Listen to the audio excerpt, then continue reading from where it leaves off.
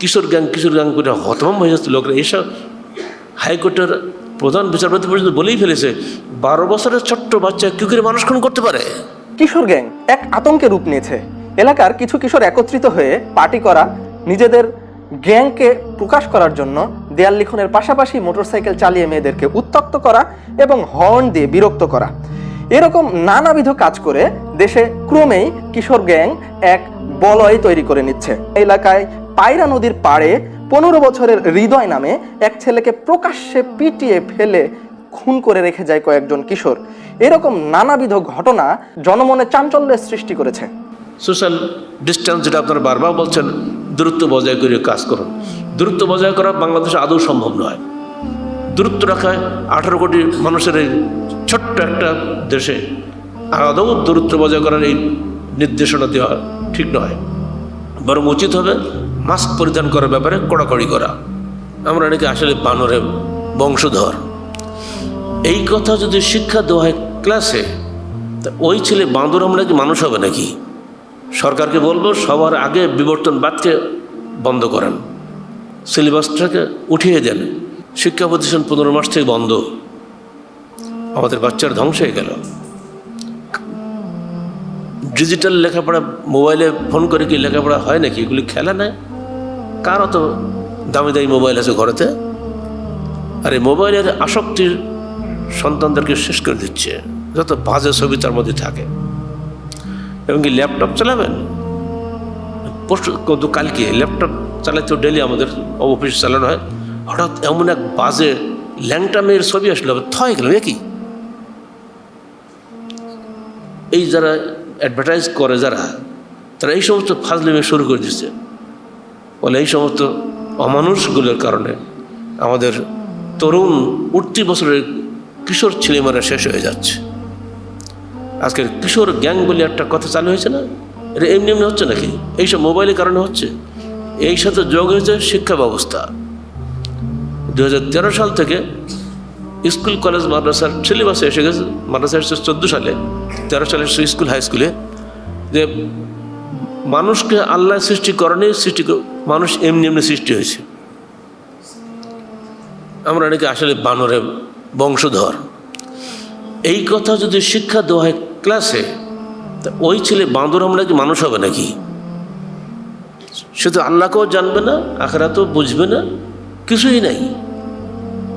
সরকারকে বলবো সবার আগে বিবর্তনবাদকে বন্ধ করেন, সিলেবাসটাকে উঠিয়ে দেন। শিক্ষামন্ত্রীকে বলবো আপনি আল্লাহর কাছে সবচেয়ে বড় দায়ী হবেন। আগের তো একটা গেছে বাম শিক্ষামন্ত্রী নাহিদ, এই শয়তান এগুলো সব করে গেছে। বর্তমান শিক্ষামন্ত্রী ওইটাই রেখে দিয়েছে। আর প্রধানমন্ত্রী মার্শাল তো দেখারই সমানে যা হচ্ছে হোক, ধ্বংস হলে আমার কী? আমি তো বুড়ি, চলে তো কাল মরি যাবো। কিন্তু নাতি নাতনিগুলোর অবস্থা কী হবে? সব তো শেষ হয়ে যাচ্ছে দেশে। যদি সন্তানকে আল্লাহর ভীতি শিক্ষা না দেওয়া হয়, আখিরাতে জবাবদিহিতার অনুভূতি সৃষ্টি না করা হয়, ও কখনোই ভালো মানুষ হতে পারে না। যার মধ্যে আখিরাতে ভয় নেই, সে সমস্ত অপকর্ম করবে, তা কেউ ঠেকাতে পারবে না। যার ফল 14 সাল থেকে চলছে, আজকে 21 সালের এখন কিশোর গ্যাং করে হতভম্ব হয়ে যাচ্ছে লোকরা। এসব হাইকোর্টের প্রধান বিচারপতি পর্যন্ত বলেই ফেলেছে 12 বছরের ছোট্ট বাচ্চা কি করে মানুষ খুন করতে পারে। গতকাল কি পর দেখেন, উনি তো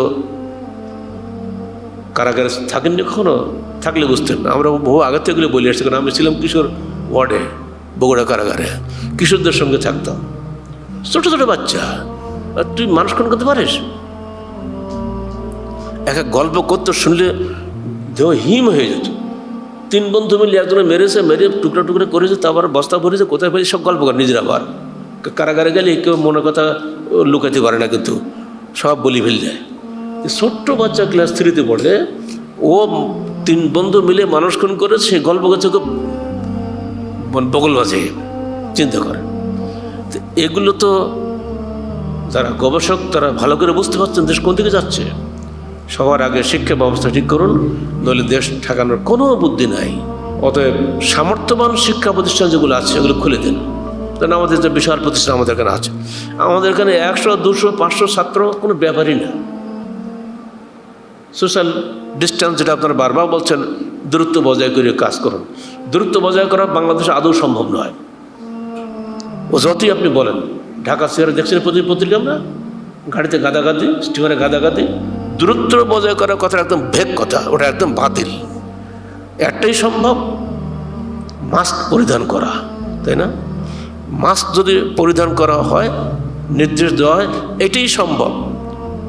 দূরত্ব রাখায় 18 কোটি মানুষের এই ছোট্ট একটা দেশে আদৌ দূরত্ব বজায় করার এই নির্দেশনা দেওয়া ঠিক নয়, বরং উচিত হবে মাস্ক পরিধান করার ব্যাপারে কড়াকড়ি করা। মাস্ক পরে যদি আমাদের সন্তানরা স্কুল বা মাদ্রাসায় বা কলেজে আসে, বিশ্ববিদ্যালয়ে যদি আসে, তো সমস্যা কোথায়? রাজশাহী বিশ্ববিদ্যালয় দক্ষিণ এশিয়ার অত্যন্ত বৃহত্তম বিশ্ববিদ্যালয়, এখানে বিশাল বিশাল বিল্ডিং আছে, পড়ে আছে, 15 মাস ধরে শিক্ষকদের বেতন দেওয়া হচ্ছে, কিন্তু ছাত্র নাই। মাদ্রাসাগুলো পড়ে আছে, খা খা করতেছে, ছাত্র নাই, অত শিক্ষকদের বেতন দিতে হচ্ছে। কে দেবে বেতন? সরকার এখানে চিন্তা করছেন না, বিষয়টা ভেবে দেখেন।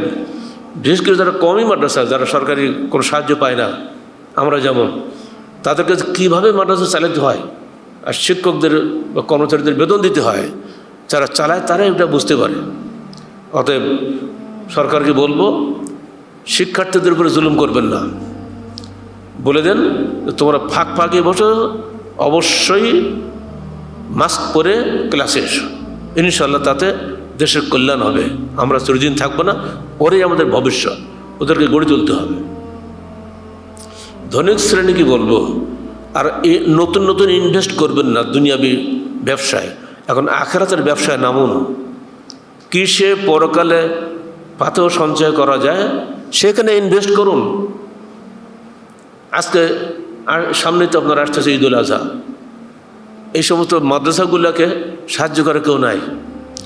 ধনিক শ্রেণীর কর্তব্য হবে এই মাদ্রাসাগুলোকে সাহায্য করা, যাদেরকে সরকারকে পয়সা দেয় না, যাতে এরা শিক্ষকদের বেতনগুলো দিতে পারে।